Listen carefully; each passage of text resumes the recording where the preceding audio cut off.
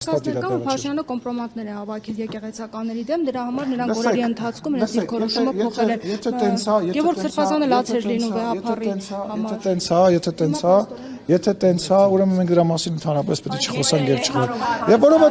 որովհետեւ եթե պայմանական, հա, եթե պայմանական կարա մեր երկրի ղեկավարը կամ ինչ որ իրավապահ մարմին իրենց վրա կոմպրոմատ հավաքի, դուք էլ տենց բան ունեք, չէ՞, սովորությունը ոնց էր անունը այդ մարդու, որ ասում եք Փաշազադա, չէ՞։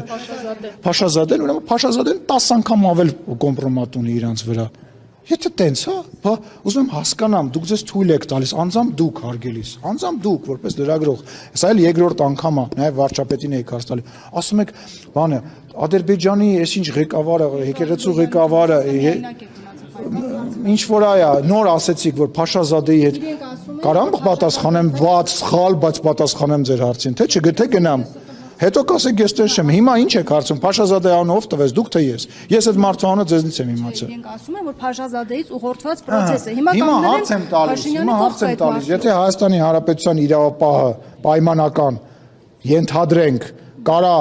կոմպրոմատ ունենա ինչ որ մեկի վրա, բա այդ ձեր նշած անձնավորությունը Փաշազադեն կարող է մի 5 անգամ ավելի շատ կոմպրոմատ ունենա։ Իհարկե կարող է ավելի շատ կոմպրոմատ ունենա։ Իսկ ի՞նչ է սրանից բխում։ Սրանից որ բխում է, որ ամեն ինչ որ տեղի է ունենում, ճիշտ է ու արժանի է։